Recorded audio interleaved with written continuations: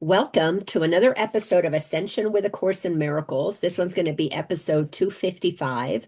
And today we're going to continue on the same section of the Course in Miracles that we've been looking at for the last couple of gatherings. So we're looking at A Course in Miracles channeled by Jesus, channeled through a woman by the name of Helen Schuckman back in the 70s, and her work partner Bill Thetford helped her. She scribed, she received the information, wrote it down, and he helped type it out and eventually put it together in a format that today, through a couple of editing processes and different people who were involved, we have what is known as the Course in Miracles. I use the third edition, but there are several different editions that are available, but they all pretty much say the same thing. There's been some editings that tweak a word here and there, but when we take the course and study what it is teaching us, the essence of the teachings is the same thing that Jesus was teaching us 2,000 years ago.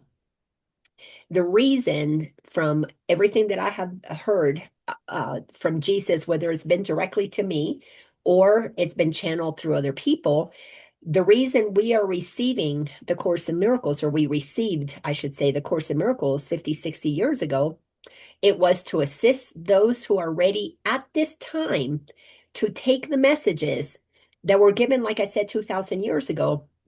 Humanity wasn't ready 2,000 years ago to really, as a collective, there were a few who were, but as a collective, that we hadn't reached that number where the masses were prepared for those teachings, because they're radical teachings. They're radical to the 3D world. They are radical teachings to the ego. The ego does not want us to know how to undo it, how to transcend it. And the importance of studying the Course in Miracles is because it gives us the steps, the exact how to transcend the ego, how to end the trance that we have been under for millennia, thousands upon thousands of years. I am not one of those teachers who gets into the side of the story of the falling angels and the extraterrestrials who seeded this world. Are we, that we're part of a genetic experiment, a galactic genetic experiment? But I believe that all of that is part of the human story.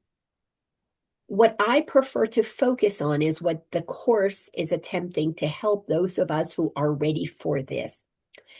I don't care. I really don't care. It's not important to me. Not that I don't care as in it's insignificant. It's not important to me to focus on the exact process by which today's humanity showed up on this planet. It does not matter to me. What matters to me is that I want to exit the dream. That is what matters to me. I am absolutely 100% completely certain that God is infinite. I have had my own encounter with the divine. I experienced in August of 2007 something that has transformed me, but yet it wasn't as if I was given all of the knowledge of reality of all that is, and then I knew everything and my life has totally changed. That's not what happened to me. What happened to me is all was revealed to me. And then I have been doing the human work that the Course has been instrumental in helping me to step by step move further away from the ego and closer to the truth of who I am, little by little removing the programming and releasing the truth of who I am. And when I say releasing, it's really remembering it. And every time that I take a layer off here, something else gets revealed over here, because it all happens in tandem. Think about a simple analogy.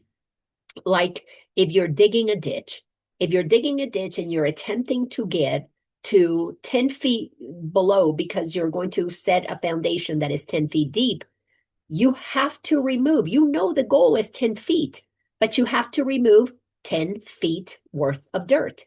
There's no way that happens in tandem. There's no other way than you remove the dirt and then you see where you get closer to where you're going. It's the same thing on the spiritual journey. We are removing what does not belong. We're, let's say, removing the dirt.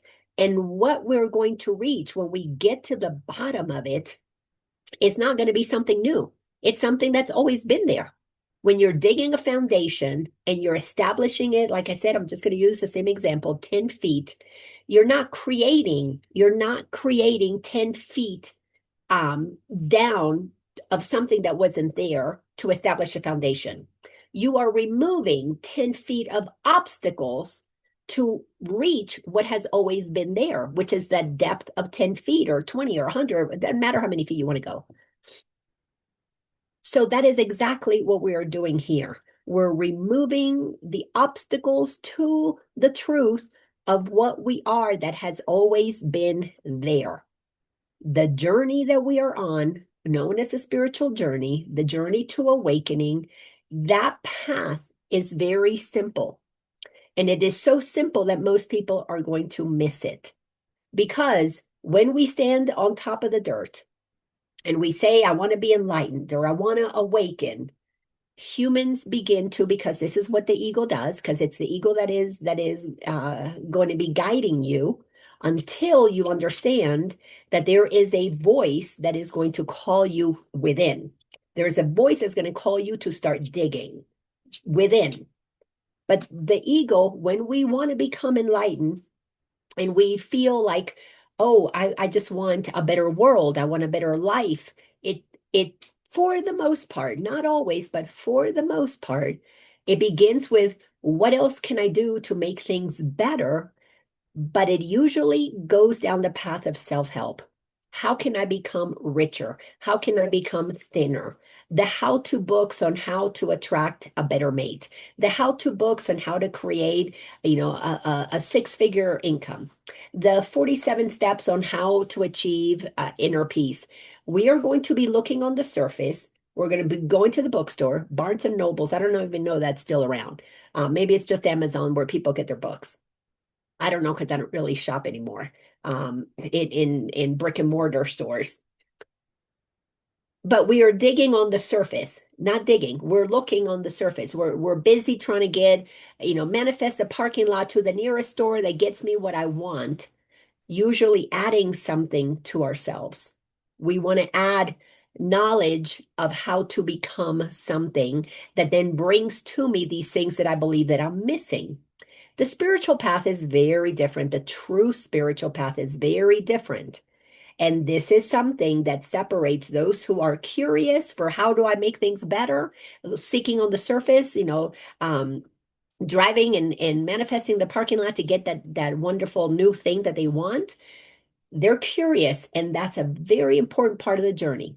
I absolutely appreciate that part of my journey, that I was curious and seeking and reading so many different books to help me get what I thought I needed to add to me to be whatever it is that I thought I was supposed to be successful.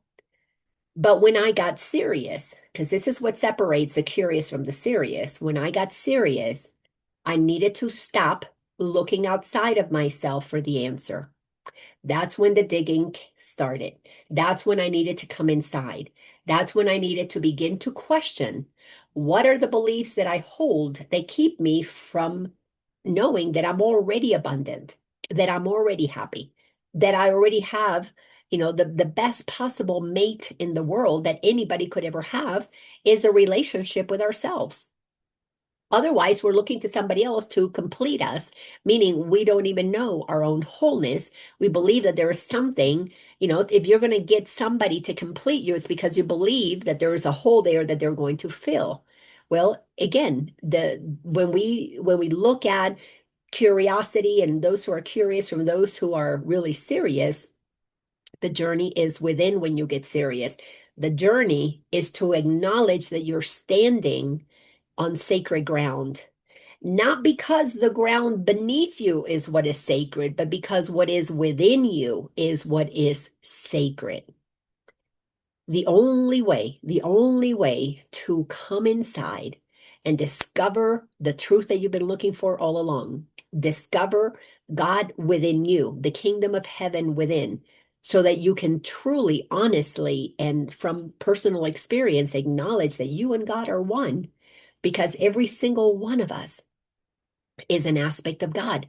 If you think of God as the sun, every single ray is the soul, the essence of who we are. We are made of the light that is emanated from the sun. So we are, in essence, every single one of us, an aspect of God expressing itself uniquely and differently as each and every one of us.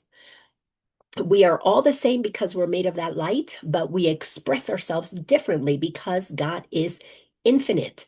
It doesn't have to create two of the exact same thing. Even though we have examples of maybe, twins or triplets or quadruplets, yes, you can have multiple that show up, but I have twin sisters. I have a dear friend that she has twin daughters, and they're still different. That my friend's twin daughters look alike. There's a few little markings in their faces that you can tell the difference. And I had to understand those markings so that I could remember, okay, the one with the little mole or the dimple or whatever, that's Melissa. The other one is Megan. And my sisters are fraternal twin sisters. So one was born dark hair, brown eyes. The other one was born blonde and blue eyes. They were easy to tell apart. No problem with my sisters, but with my friend's daughters, they were identical twin sisters. But they were still different. They still had their own differences. Even though physically there was very, very similar, there were still differences because each soul, like fingerprints, is unique, and it is God expressing itself very uniquely through each and every one of us.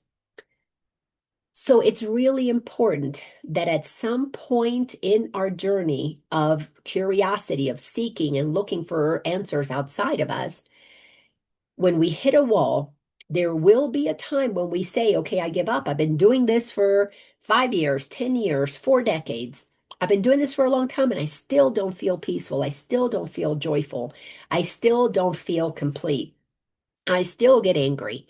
That honest recognition that you are doing everything you thought you were supposed to be doing, read all the right books, attended all the right workshops, spent a gazillion dollars at flying here and there and this guru and that guru.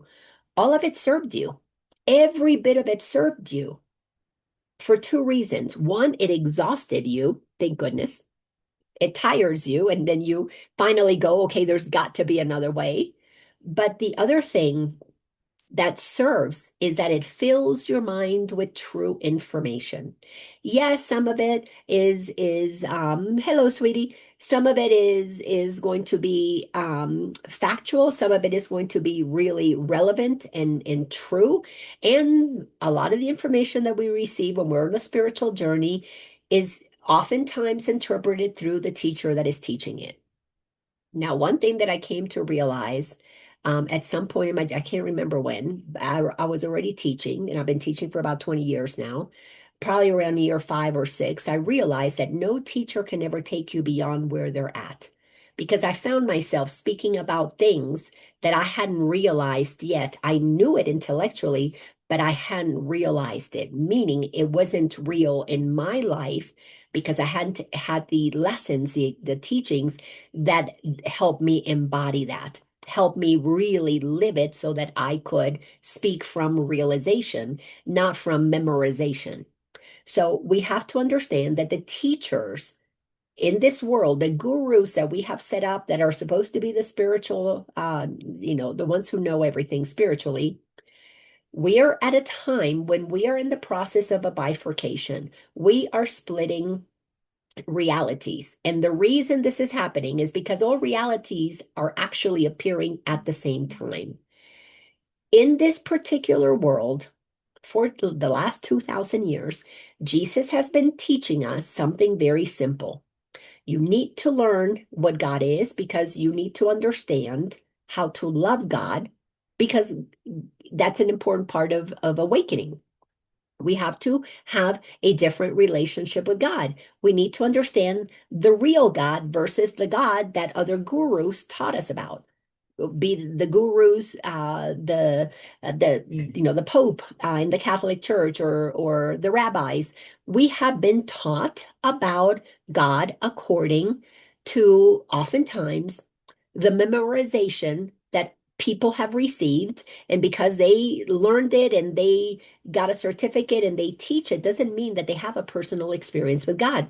If they did, anybody who has a personal experience encounter with God, and I'm speaking from my experience, would never teach that God is anything other than love.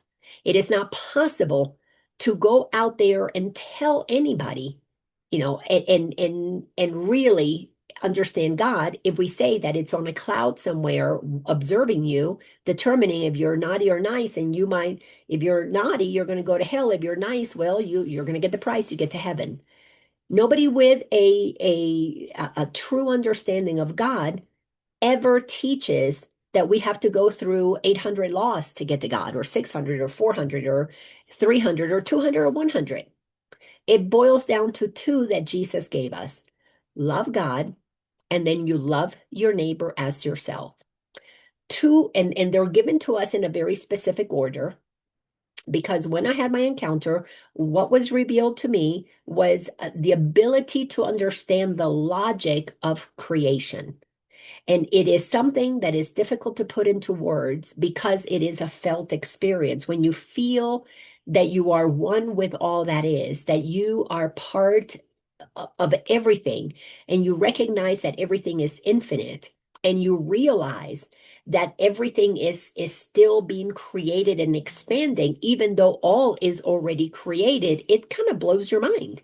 What do you mean? It's expanding, but it's all that is. How can all that is be expanding if it's already all that is? Wouldn't you think that it already achieved its allness? No. Yes and no. And that's the beautiful thing about um, the experience that I had is I live inside the yes and no very comfortably. I live in the paradox, meaning I understand that what we are is eternal, but I am experiencing a finite experience, a finite life.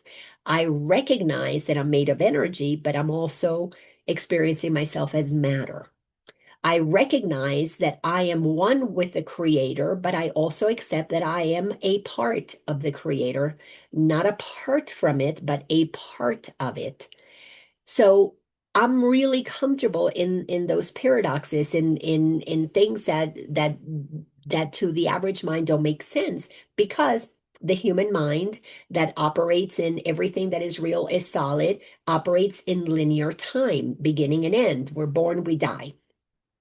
But to move to the place that you understand the bigger picture, your mind has to become multidimensional. You've got to realize that the beginning and the end actually is a circle.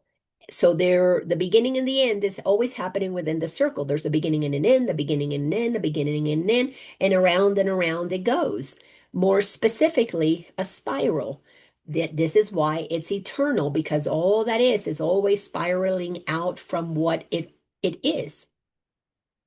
Now that gets into metaphysics, it gets into quantum physics, not what I focus on.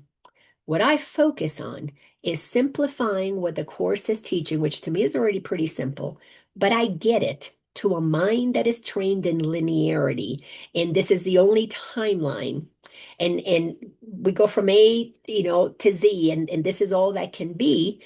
A Course in Miracles can feel very confusing, because it is speaking to the multidimensional aspect of ourselves, because we're learning to listen to the knowledge that has been part of who we are from the get-go.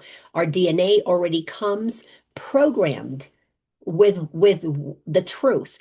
And our work, like the person who's digging down to set a foundation 10 feet down, we have to remove all of the obstacles until we reach that 10 feet, so that then we can pour that foundation. We have to do the same thing. We have to look at all of the dirt, all of the stuff, the BS, the belief systems that have filled in the space that is blocking us from the awareness of where that bottom 10 feet is, where the truth of who we are is. And if you understand that that is the process, then it is a process of elimination. We have to let go of. I call it unlearning. We're unlearning what we believed before. So it makes it really simple. All you've got to do to return to the truth of who you are is question everything that you believe that says that you're not that. That's it. And when you discover that belief, so for example, I am an eternal being, and then I hear of somebody who is terminally ill and they've got 3 months to go, and I get really sad and worried. Oh my gosh, I'm going to die. I'm going to miss my friend or my sibling or my spouse, and it's going to be terrible. And what am I going to do without them? Then you got to question that. Well, if I know that I'm eternal, why am I suffering? Because that you know you're onto the ego and there's suffering involved. When they're seeking for happiness or they're suffering, you know that's the ego, because it operates in that pendulum of the highs of the joy, the happiness that it thinks it's going to get when it achieves something, and then the low, the suffering of thinking it's going to lose something, because the ego is always operating from I need to get to be happy, and if I lose it, I'll be unhappy. That's just how it operates. This is why it's so important to understand the logic of how the ego operates.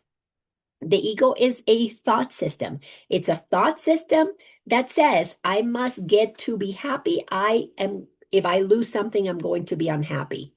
So I just told you right there what it is that we have to excavate. This is what we have to delete. This is what we have to get rid of. These are the obstacles, is those beliefs that I need to get something to be happy, or that I need, brace myself because if I lose something, I'm going to be unhappy. That is where the suffering comes in that constant chase for something to make you happy. It takes an incredible amount of courage and commitment to do this work. I've known people for a long time. Like I said, I've been teaching for 20 years. So I've known people for a very long time that have been on this chase and are still on the chase, still are not fully grounded in the truth of who they are, because there's a lot of curiosity. They're curious, but they're not serious. Because to become serious means to let go, oftentimes to let go of the attachments to the things that we have been chasing and getting that made us happy. And the idea of letting go is very scary because you're not grounded. You haven't built your foundation. You haven't dug in deep. You haven't dug in and removed the obstacles to the truth of who you are. You're not grounded. We ground ourselves by understanding the principles of reality. A Course in Miracles breaks them down very simply. You and God are one. What you are is, you're made of what created you. So what is God? The Course pretty much breaks it down. God is love. God is light. God is intelligence. God is creativity. Everything that you can notice in a happy, joyful, healthy child, that is the essence of what God is. This is why Jesus told us 2,000 years ago, you got to become like a little child to enter the kingdom of heaven. We've got to stop adulting and chasing and trying to get and trying to make things better and redecorating, so I feel happier in my house, or getting the newer car so I feel happier about, showing everybody what I've achieved, or getting promoted and having more money and having the big bank account so I can get that extra condo so that when I retire, people can see, oh yeah, that one made it. All of those things, they're all wonderful. They're all part of the fun of being a human. But they're a distraction that keeps us in the curiosity phase. How can I get more of that? Yes, that's what this journey is. I'm becoming spiritual, is becoming, it's perpetually in the self-help movement. But allowing yourself to acknowledge that what you are is spirit is to realize that you are all that you could possibly ever want to be. That's why you have to remove the obstacles to letting that shine through you. To get to that place, there is no getting stuff anymore. There is simply the removal of what blocks you from remembering that is who you are. Once you get to that place of knowing the truth of who you are, well, that's when you come to the recognition that we've created this reality, this experience of humanity, this experience of the 3D consciousness. That's why I'm not so interested in all of the different layers of extraterrestrial beings that seeded the planet a million years ago. It doesn't matter to me because I have given absolute agreement that all of that is plausible. All of it is possible. It because God is infinite. And how the separation, which is a thought that I had, was experienced, and all the different layers of dimensions that I created to forget who I am. As the start of the process of separation began, and we were closer to remembering the truth of who you are. When we look at this particular chart, as we know what we are, yes, all of those dimensions were going to be amazing and beautiful. And it isn't until we start getting further and further away from remembering the truth of who we are that we begin to move into the darker places, and we begin to become selfish and greedy and move into a place of service to self. Yes, all of that has happened. And it doesn't surprise me at all that there's been a galactic war for the control of humanity. Doesn't surprise me. Yes, it's possible because God is infinite.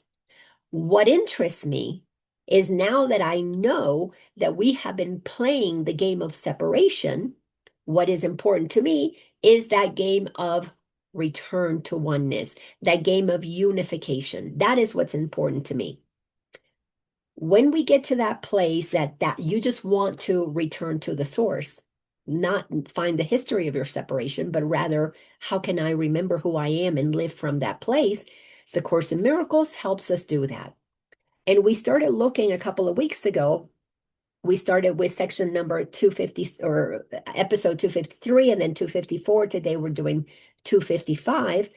We were looking inside of chapter 13, the Guiltless World. And the reason this is a very important section to understand is A Course in Miracles is helping us dig the dirt, dig the obstacles out of the way. And one of the things that blocks us from being able to reach that foundation where we're grounded in our truth. And now we're like, okay, I accept who I am. I am one with God. I'm one with all that is. I'm the creator of my reality. And you own that you are that powerful creator expressing itself here. Then you can help co-create the happy dream. To get to that, you need to understand that that will be a guiltless world. There'll be no guilt. And the reason there'll be no guilt is because nobody's going to be hurting anybody. When we reach the foundational place of our beingness is pure love. And when we are understanding that we are one and we're all connected because we cannot not be a part of that which is infinite, it's a very different story. We begin to cultivate what that love is. And that love of God, which we have to again understand what God is not the God that is going to punish you. That's a made up God. And again, the only reason anybody can talk about a God that is going to be punishing is because they've never had a personal experience with a God of love.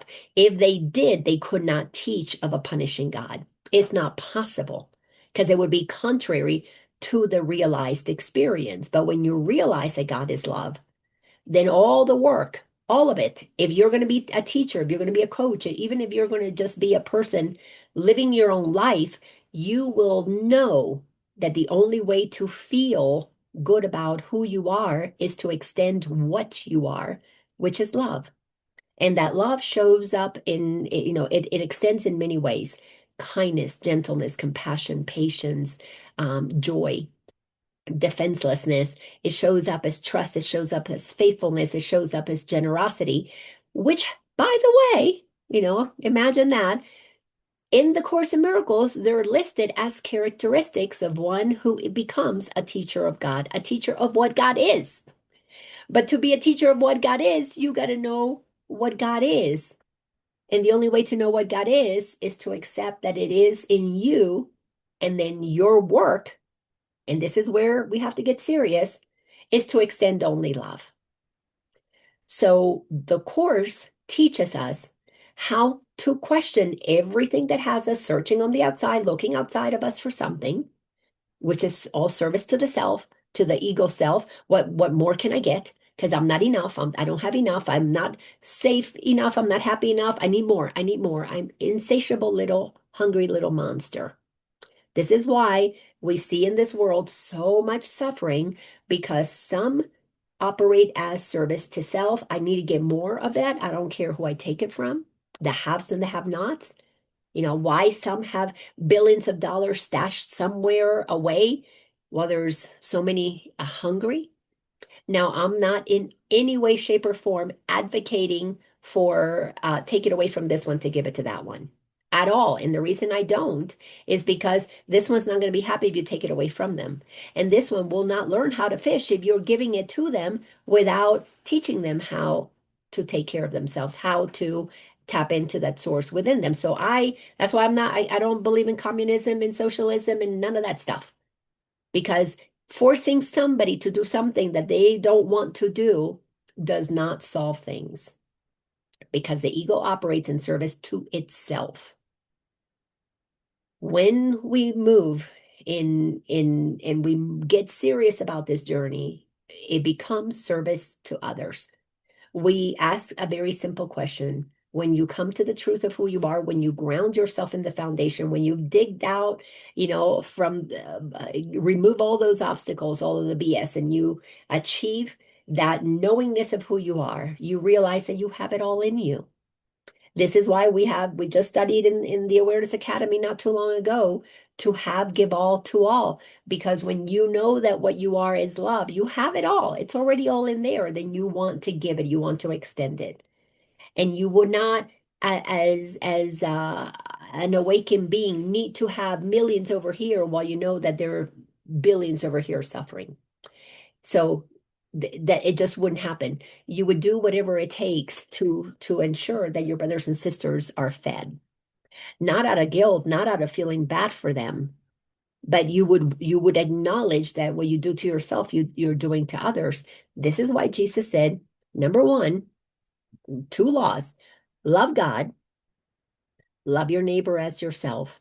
And your neighbor as yourself is really clear. You love your neighbor as you have already learned to love yourself. How did you learn to love yourself? You came to love God.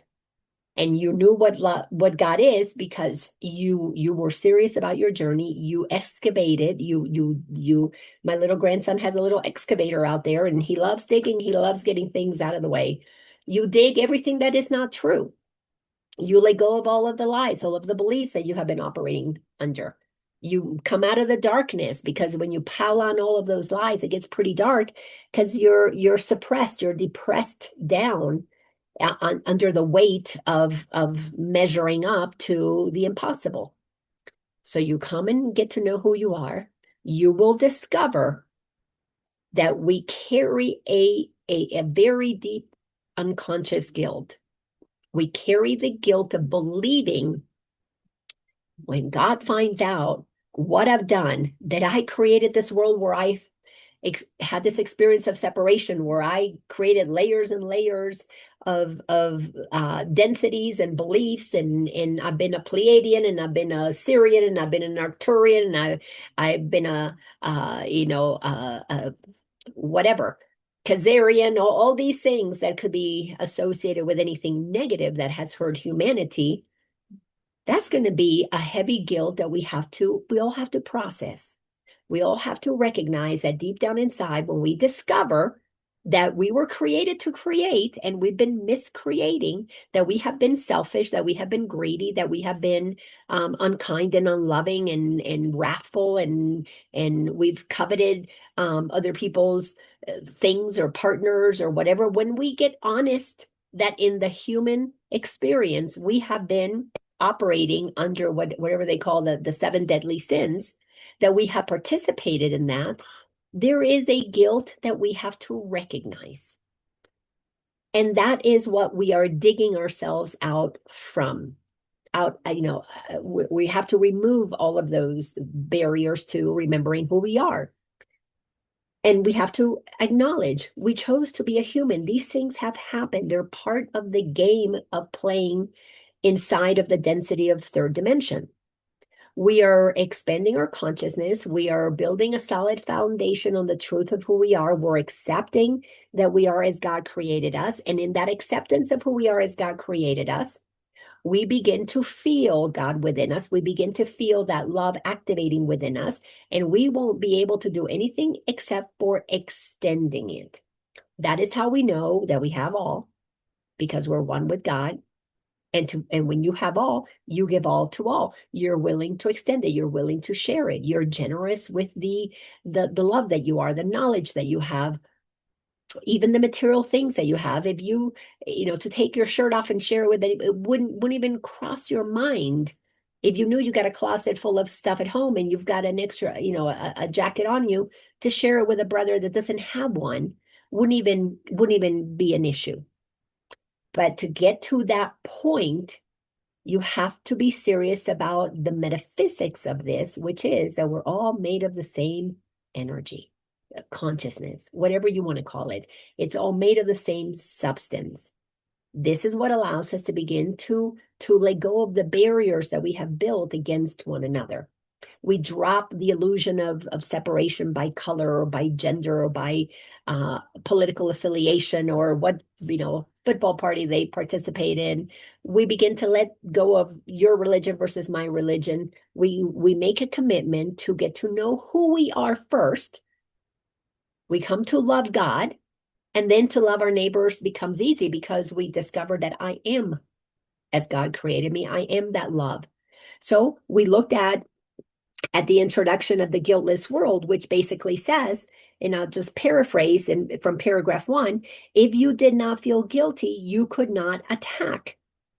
Because the mind that is guilty is going to attack because it is going to be judging others. So it is going to be believing that I'm unworthy of love, so you're unworthy of love. And I'm going to be projecting that on others. And we see that all over the world. Those are the bad people. That's a projection of our own unworthiness on another. In paragraph 2, we looked at the fact in the first sentence that the acceptance of guilt into the mind of God's Son was the beginning of the separation.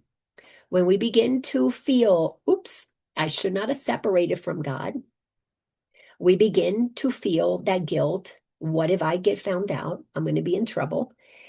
And as we accept that is what we did to begin to feel this separation, then the only way to return is the acceptance of the atonement as the end of the separation, meaning we need to accept our oneness. We need to realize that we're all one and connected. Once we realize that we're all one and connected, it's because we've already felt the love of God inside of us. We know that everybody is made of God, everybody is made of love, everybody is made of light. Then the game changes. Instead of the game of separation and protection and what can I get, the selfishness, it's all about me, service to self, it becomes a service to others. How can I extend this to others? Most of humanity is super busy with their own little world, their own little family, or some extend and go beyond just their family to their friends and their community and do a lot for them. Some go beyond that and do more for the city that they live in, or some do for the state, some do for the country, some do for the world. It just depends on where we are in our, what it is that we're here to do. But there's no limit to the generosity that we can offer. It's just that we will move through the layers of comfort based on how far our ego mind will let us go, based on how far have we excavated that which is not who we are to get to where we are, and we let only that extend. Then we looked in paragraph 3 how, if it were true that God is a cruel God, well, and that God created this world and God created suffering, then God would be a cruel creator for sure. But we're learning that God did not create anything that has suffering in it. It's not possible because God doesn't, God being love and light does not create anything other than love and light.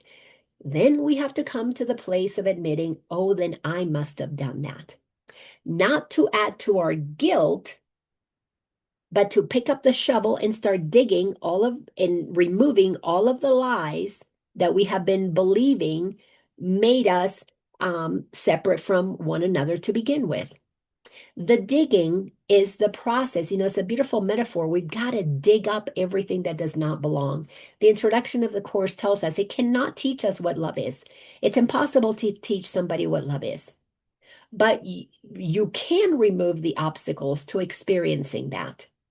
And the more that I saw how I blocked love and all the barriers that I put between myself and loving others, I saw the manipulation and the deceit and the lies and all of the things my ego was telling me that I needed to do to protect myself. Why? Because if we have guilt, then we justify attack. I need to protect myself because they're going to hurt me because I'm projecting on them that I'm separate from them and they can hurt me because I believe that God's going to get mad at me and is going to spank me when I finally come to God and say, oops, God, I created this whole world and I forgot who you are. I forgot who I am. But as the prodigal son story in the Bible shows us, God is not going to punish anybody. God's not interested in punishment. What is loving does not punish. It will simply be joyful. Oh, let's have a party. Let's celebrate that you came back. How was your journey? Tell me all about it. Tell me about the monsters that you encounter. What an amazing story. What? You spent 8 million years going from this dimension to that dimension? You are so creative. How amazing is that? You were this extraterrestrial and you became that one and then you fought with this one and then you conquered that one and then you ended up on Earth as Laina. Damn, you are so creative. Thank you for using the creativity that I gave you. Job well done. That's all that God's going to say. Job well done. Now, are you done with being separate? If you are, if you already played with that game, let's play the game of oneness. Let's play the game that allows you to experience what being separate feels like from the space of love, service to the greater good. That is what the course is telling us is the happy dream. So let's go into, or let me read one last thing from paragraph number 4, which is sentence number 3.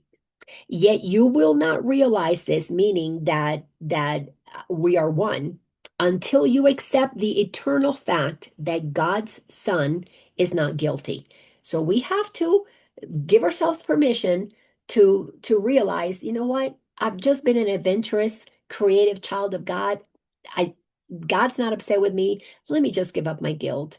Instead of feeling bad about all the things that I did that were naughty, let me just see all those naughty things as the contrast for what I no longer want to do. What do I want to do instead? The Course tells us in multiple places, what is it that you want? This is where we separate the curious from the serious. The curious want more stuff. They want more happiness outside of them. They want more things. They want more friends. They want more people to invite them to parties. They want more people to acknowledge them and speak highly of them. And they want more promotions and more money in the bank and more houses and more trips. They want more external things. The curious, that's what they want. Nothing wrong with that.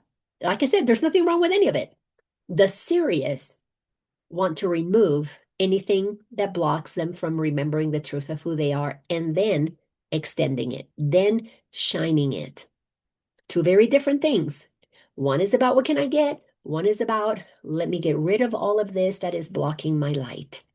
Because when we value the light, the love, the peace that comes from knowing God within, that personal relationship, when that is what matters the most. And for some people, they've had lifetimes when they incarnated as a monk or as a nun or as a, priest that went within to find the truth of who they are. And some of them, we've sainted them because they came to that place that they discovered the truth. Because they had to get away from the external world to go within. Most of us don't have that's not part of our path. We need to get to the internal world while we're in the middle of the distraction of the external world. But that's what makes this journey a lot quicker, because we are in a very intense classroom right now. A very, very intense classroom. So let's go into guiltlessness and invulnerability. Jesus says here in paragraph number 1, earlier I said that the Holy Spirit shares the goal of all good teachers whose ultimate aim is to make themselves unnecessary by teaching their pupils all they know. Jesus is just saying, I'm teaching you everything I know so you don't need me. So I'm going to tell you, I'm teaching you everything I know, and I hope you don't come back because you find that within you and you activate that. And then you go on and become a teacher until your students don't need you anymore.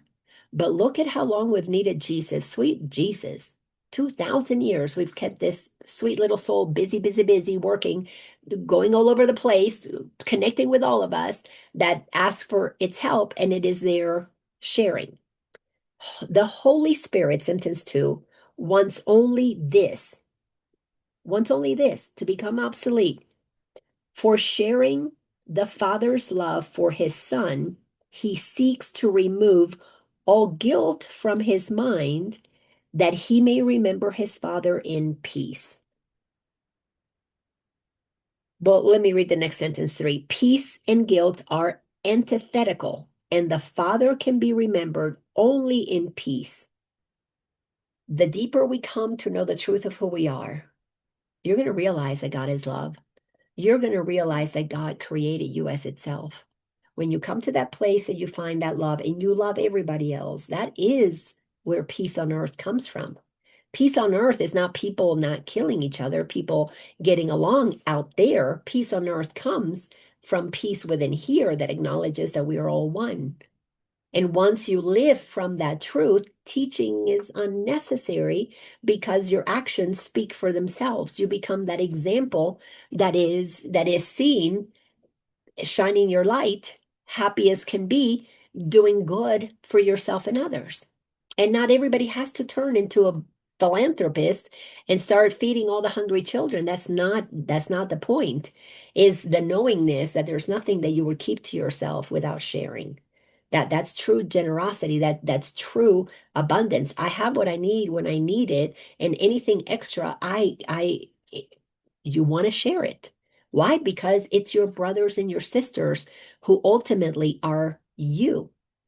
You know, the course is really trippy. It appears that there are people out there, but then what? We're all one? That's why you have to learn how to hold paradoxes. You have to learn how to hold the big picture and the little picture simultaneously. Yes, I appear as separate, but what I am is not contained by this body vessel. I'm one with all of it. I'm the energy that is part of the air, that is part of the chair and the house and the street and the cars and the sky and the planets and the galaxies, one with everything. It's a beautiful realization, and then to turn it into truth, into your lived experience, it's even more fun. Sentence number 4 says, love and guilt cannot coexist, and to accept one is to deny the other. Guilt hides Christ from your sight, for it is the denial of the blamelessness of God's Son.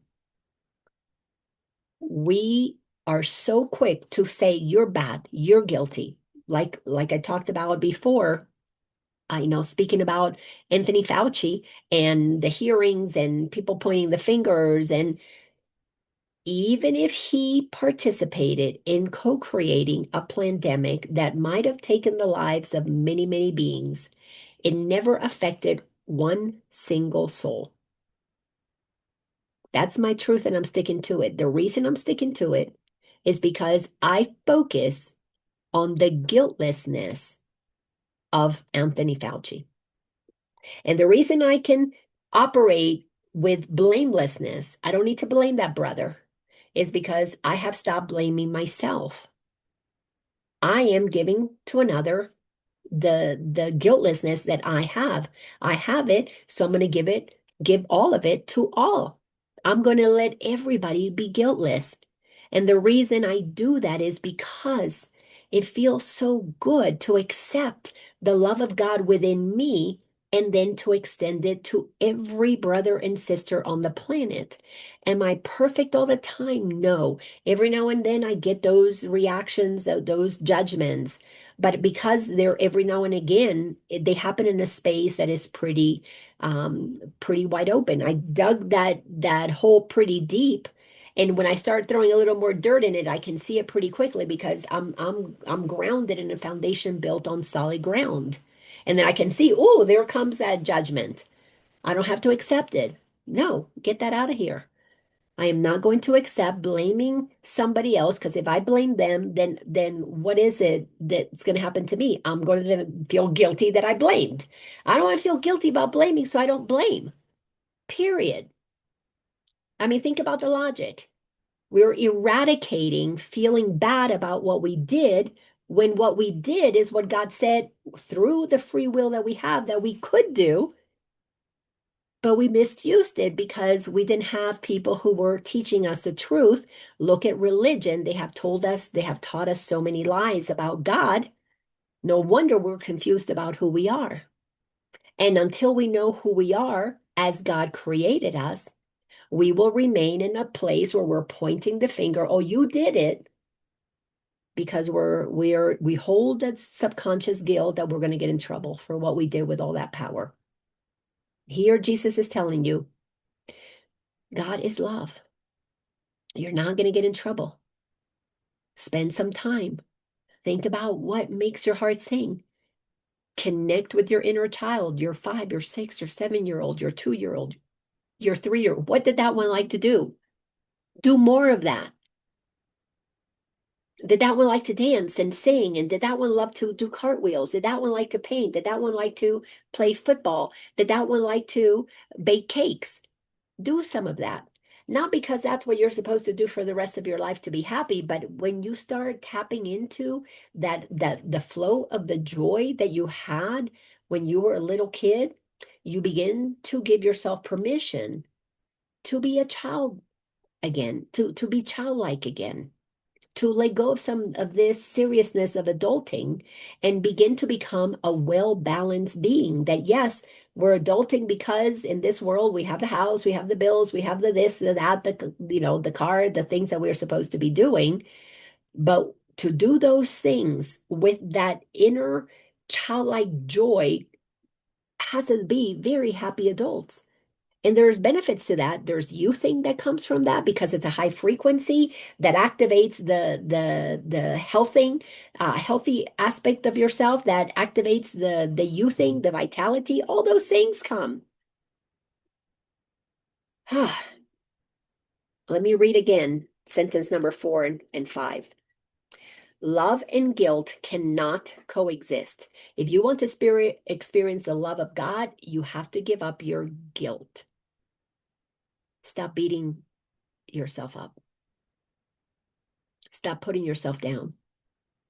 Stop saying, look at those bad things that you did when you were a child, when you were 30, when you were yesterday.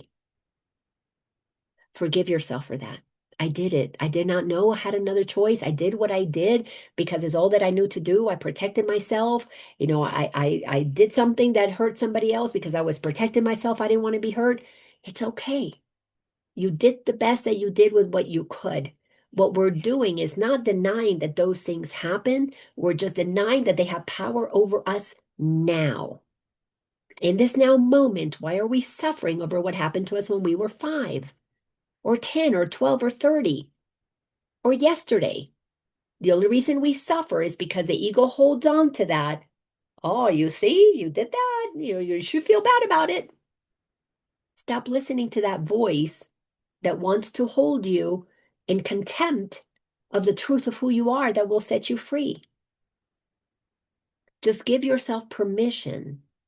Give yourself permission to just say, I did the best that I could with what I had. I did not know I could do that now.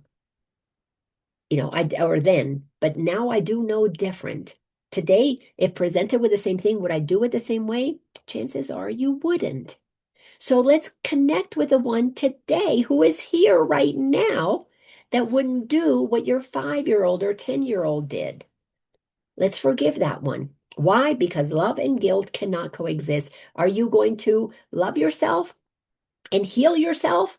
Or do you want to still flagellate yourself with guilt? Beat yourself up with that. And if you want to feel guilt, you're welcome to do that because you're a powerful creator. And I know this is hard to hear for somebody who is really believing that what happened to them is horrendous. I'm not denying what happened to you, sweetie. Whoever you are that's listening to this, if something happened to you that was painful and uncomfortable, I totally, completely acknowledge that that happened to your human self. But I would not be a good teacher because I'd be lying to you if I said that that happened to your soul, because it didn't. Your soul is eternal. We got to separate the two. We got to get comfortable with who we are as God created us. That eternal soul that you are is going to one day choose another incarnation. Why? Because it is fun. That's all it is. It's fun to come in and play another role, like an actor enjoys playing multiple roles. Most actors don't get pigeonholed in one role. And when they do, it's like, tends to be the end of their career. There's only so many times you want to see the same actor playing the same role. Well, I guess you could call that a soap opera. But if you move into the place where you look at the amazing actors and actresses who have played roles from A to Z, they've been the good person, they've been the villain, they've been the rich person, they've been the poor person, they've been the Grinch, and they've been the Holy One, the Savior. All of those different characters, they played them because it was fun. It's fun for the variety. We incarnate because it's fun for the variety. Your soul is never touched. If you're willing to accept, I am as God created me, I'm an eternal soul, guiltless. I did nothing wrong. I did exactly what God wanted me to do. I created you free. Go have fun. And when you have experiences that create suffering and you see them for what they are, you won't want to do that again. But don't feel guilt about it because I gave you permission.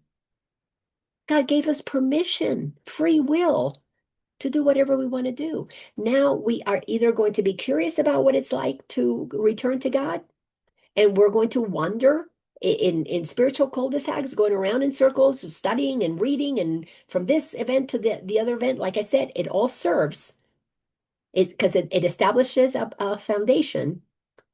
But if you are serious, you're going to get off of that and you're going to go deep into a teaching that helps you remember the truth of who you are. To me, that's what A Course in Miracles is. And I've been teaching from the course for 12 years now. I've been a student of it for 14 years now. I still find things in the course, and I have studied it just about every single year except for one, when I focused on a different book that Jesus taught called The Way of Mastery. It's the only year that I wasn't focused on A Course in Miracles directly, but indirectly, The Way of Mastery, a lot of it is about A Course in Miracles. It's because it builds on that. But I still find things. And after 14 years, if I still find things, I can promise you, if you've only spent a year or two with A Course in Miracles, you will still find gems in there that will help you on your path to liberation.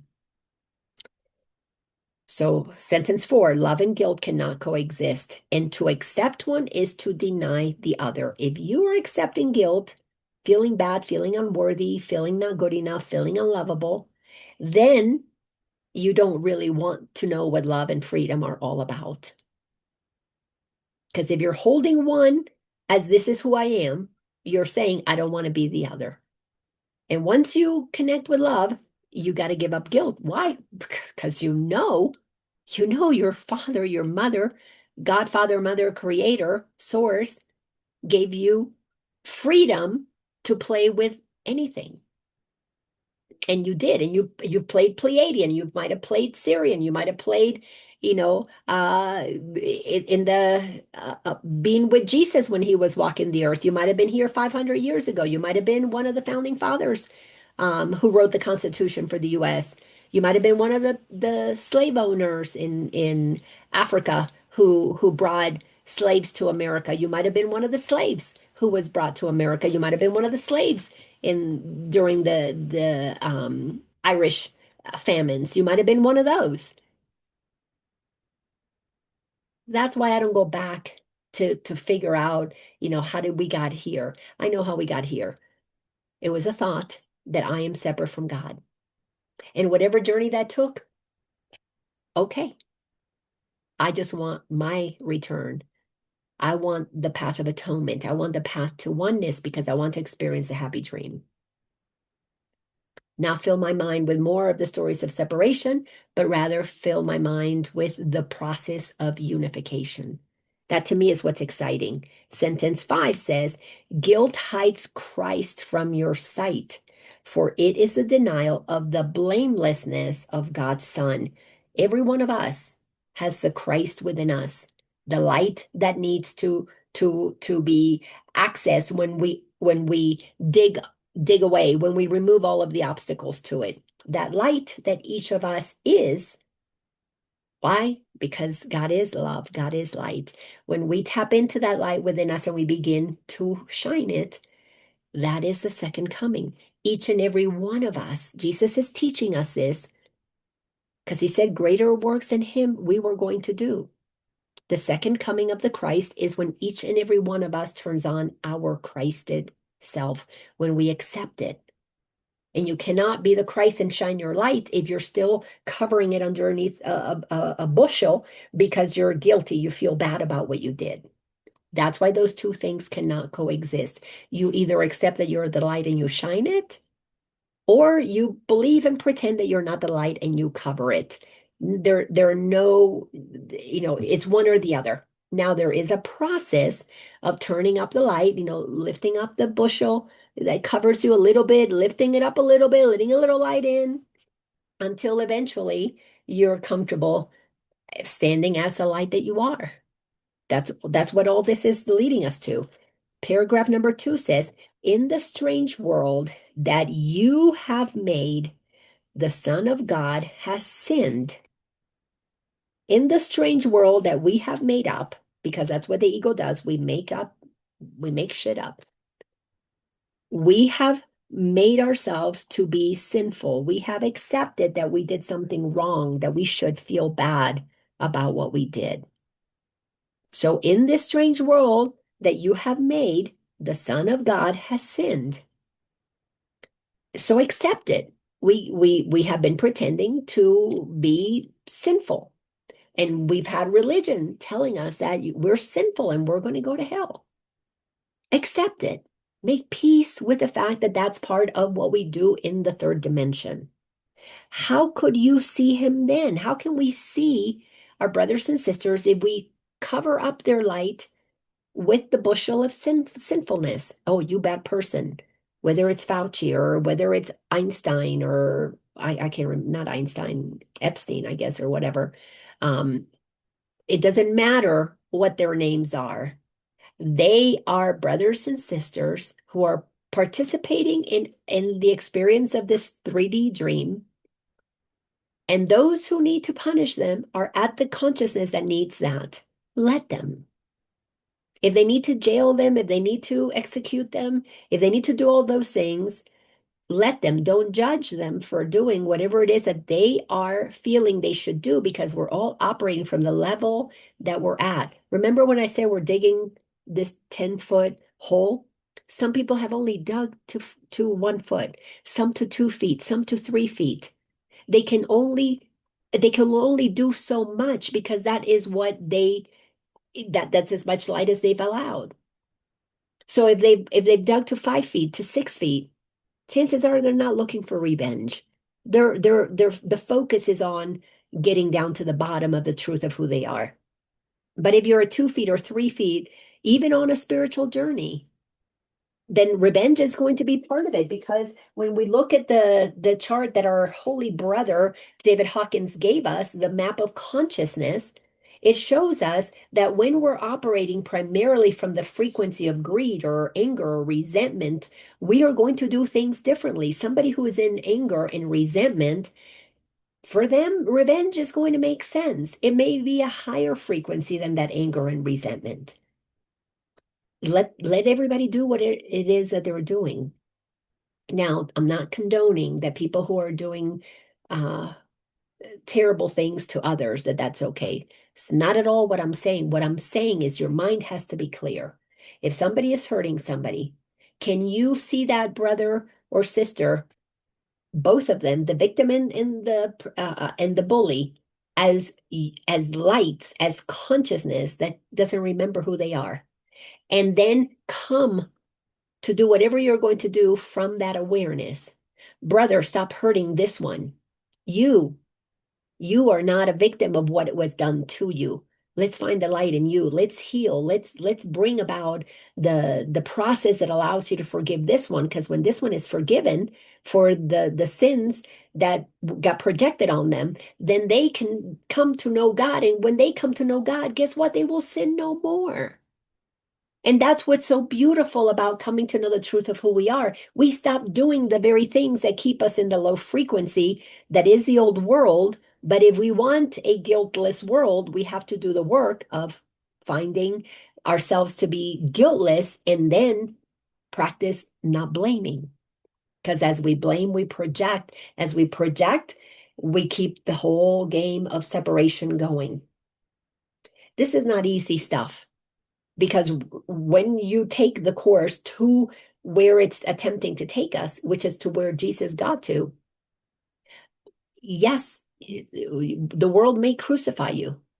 But if you know that you're not your body, then so what? So what? This obviously, I'm speaking to people whose consciousness is very elevated. If your consciousness is not as elevated and you're still operating in drama and separation and haves and have-nots and service to self, this sounds like gibberish. And you're right from that perspective. But if you are serious about achieving full liberation, then you'll want to know, well, what the heck is she talking about? It's all contained right here in the Course in Miracles. And that's why I created the Awareness Academy for anybody who wants to go deep to understand it and live it. Because it's one thing to understand it, it's another one to live it. And when you live it, then you know it because it becomes your reality. So let's keep going here. So in the strange world that you have made, the Son of God has sinned. How could you see him then? By making him invisible, the world of retribution rose in the black cloud of guilt that you accepted and you hold it dear. So this world of darkness, of sin, of lying and cheating is only possible because we project onto it our unconscious guilt.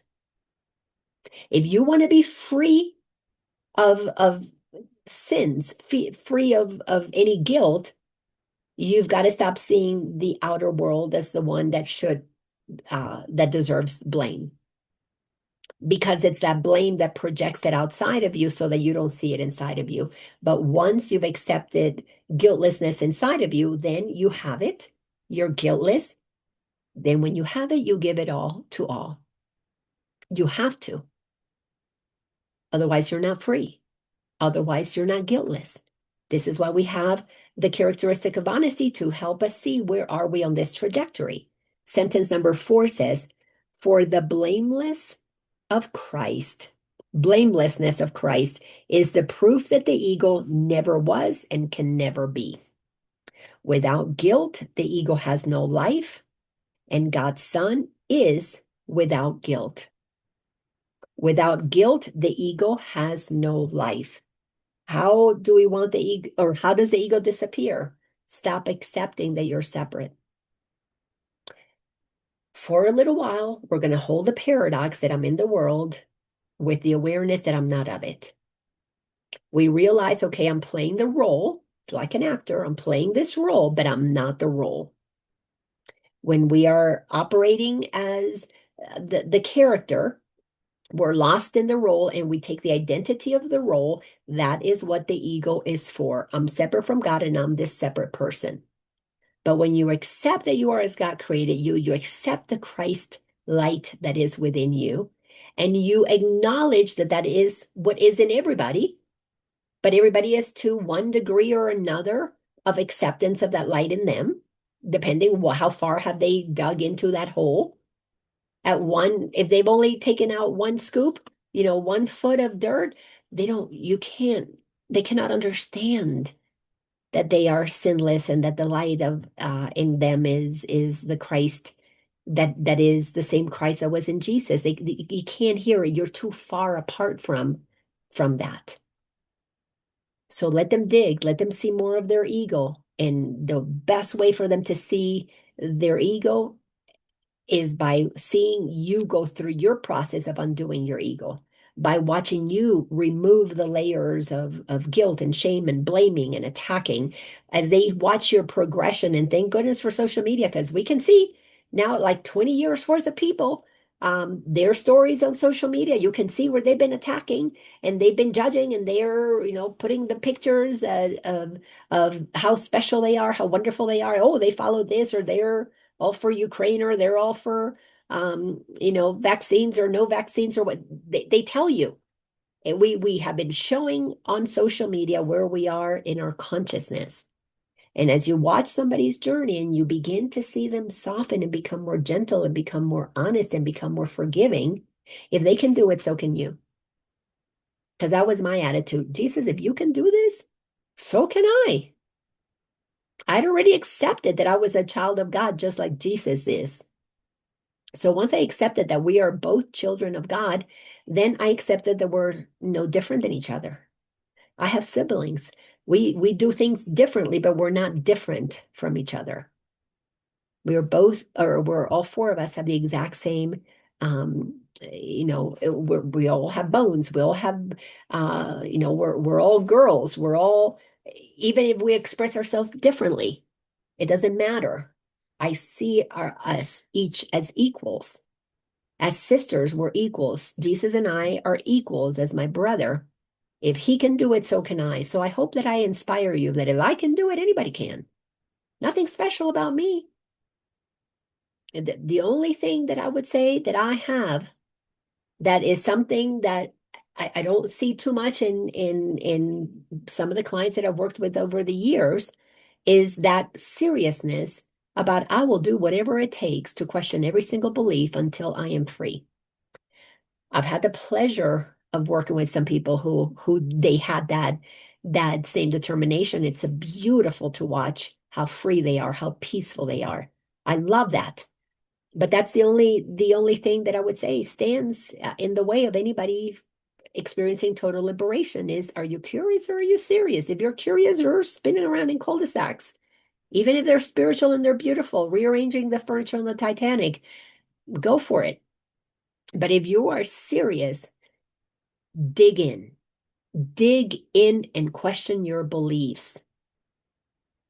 The beliefs that you hold that are not true about you are the ones you need to let go of. Don't believe those beliefs anymore. Replace them with the truth, because the truth will set you free. All right. Thank you so much for being here. Love you so much. And I'll see some of you guys in the Awareness Academy, and come join us there if you want to go deeper. It's a lot of fun with those who are so committed. It's always a beautiful conversation. All right, everybody. See you next week for the next episode of Ascension with A Course in Miracles. Take care. Bye-bye.